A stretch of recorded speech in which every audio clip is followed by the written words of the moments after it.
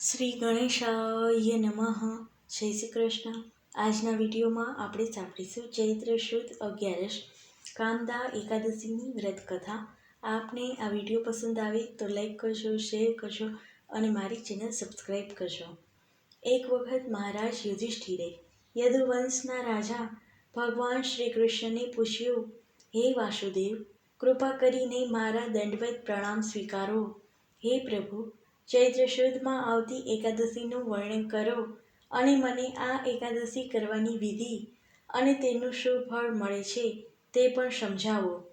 ભગવાન કૃષ્ણએ જવાબ આપ્યો, હે પ્રિય મહારાજ યુધિષ્ઠિર, એકાદશીનું વર્ણન ધ્યાનપૂર્વક સાંભળો.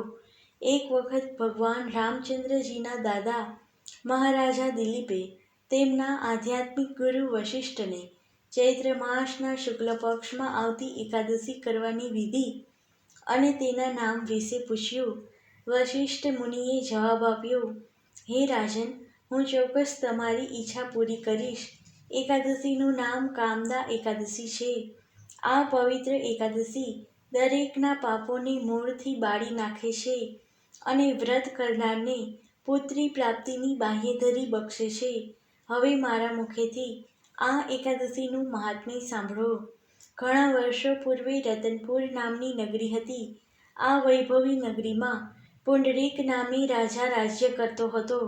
તેની સાથે તેના પ્રજાજનો, જેમાં ગાંધર્વો, કિન્નરો અને અપ્સરાઓનો સમાવેશ થતો હતો. તે નગરીમાં લલિતા નામે સુંદર અપ્સરા અને લલિત નામે ગાંધર્વ પતિ પત્ની રહેતા હતા. તેઓ એકબીજાના પ્રેમમાં અતિશય ઓતપ્રોત રહેતા અને તેમના વૈભવી ઘરમાં વિવિધ પ્રેમાલાપની પ્રવૃત્તિઓમાં સતત વ્યસ્ત રહેતા હતા. લલિતાના હૃદયમાં તેના પતિ પ્રત્યેનો પ્રેમ અને લલિતના હૃદયમાં તેની પત્ની પ્રત્યેનો પ્રેમ ગાઢ હતો કે બંને એકબીજાનો વિરહ ક્ષણભર પણ સહન કરી શકતા નહીં. એક વખત પુંડરીક રાજાના દરબારમાં ઘણા ગાંધર્વો નાચગાન કરતા હતા અને લલિતે પણ તેની પત્ની વગર ગાન ગાયું. લલિતાની ગેરહાજરીમાં લલિતનો અવાજ, સૂર, શબ્દો અને તાલમાં ઘણી ભૂલો પડી. પ્રેક્ષકોમાં કોર કોટકા નામે સર્પ આ રહસ્ય જાણતો હતો.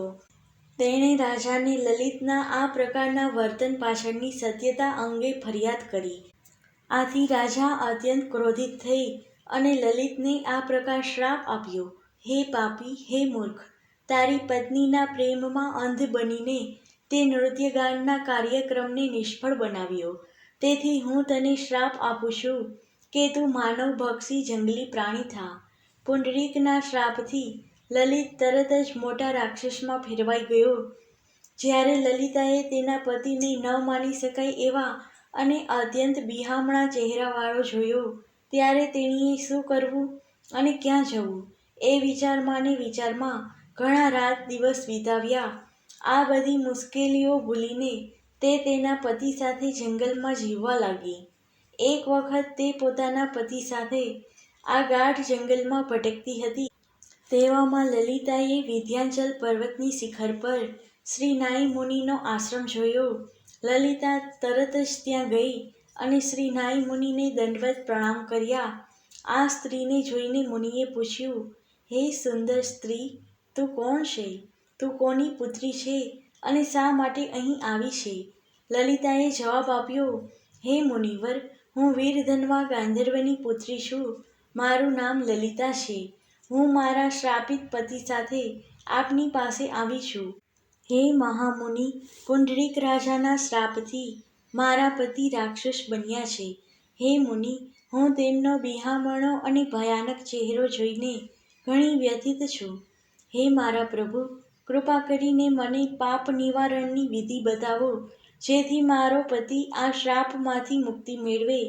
હે મુનિ શ્રેષ્ઠ, કૃપા કરીને અમને એ રીતે વિધિ બતાવો જેથી તેની રાક્ષસી સ્થિતિ દૂર થાય. લલિતાની આવી વ્યથિત વાણી સાંભળી શ્રી નાઈ મુનિએ કહ્યું, હે ગાંધર્વની પુત્રી, ખૂબ જ નજીકમાં ચૈત્ર માસના શુક્લ પક્ષમાં કામદા એકાદશી આવે છે. આ એકાદશીનું વ્રત કરવાથી કોઈની પણ મુશ્કેલી દૂર થાય છે અને ઈચ્છા પૂર્ણ થાય છે. હે સજ્જન સ્ત્રી, મારી સૂચના પ્રમાણે તું આ એકાદશીનું વ્રત શ્રદ્ધાપૂર્વક કર અને એકાદશી કરવાથી તને જે કંઈ પણ પુણ્ય મળે તે તું તારા પતિને આપશે. આ પુણ્યના પ્રભાવથી તરત જ તારો પતિ શ્રાપમાંથી મુક્ત થશે. હે રાજન, મુનિની સૂચના મુજબ લલિતાએ અત્યંત આનંદથી આ એકાદશીનું વ્રત કર્યું. દ્વાદશીના દિવસે લલિતા પરમાત્મા વાસુદેવ અને બ્રાહ્મણોની સામે બેસી જાહેર કર્યું કે મેં મારા પતિને શ્રાપમાંથી મુક્તિ અપાવવા કામદા એકાદશીનું વ્રત કર્યું છે. હવે આ પુણ્યના પ્રભાવથી મારા પતિને રાક્ષસી દેહમાંથી મુક્ત કરો. આ સમયે તેનો રાક્ષસ પરિવર્તિત પતિ લલિત હાજર હતો. જેવી લલિતાએ પ્રાર્થના પૂરી કરી કે તરત જ તેનો રાક્ષસ પતિ બધા પાપોમાંથી મુક્ત બન્યો અને પવિત્ર ગાંધર્વનો ચહેરો પ્રાપ્ત થયો. ત્યાર પછી લલિત અને લલિતા સુખી જીવન જીવવા લાગ્યા. ભગવાન કૃષ્ણએ કહ્યું, મહારાજ યુધિષ્ઠિર, હે રાજન શ્રેષ્ઠ, દરેકે આ કામદા એકાદશીની વાર્તા સાંભળવી અને એકાદશીનું વ્રત કરવું જોઈએ. કારણ કે આ એકાદશી બ્રાહ્મણની હત્યા જેવું પાપ અને રાક્ષસી શ્રાપોમાંથી મુક્તિ આપે છે.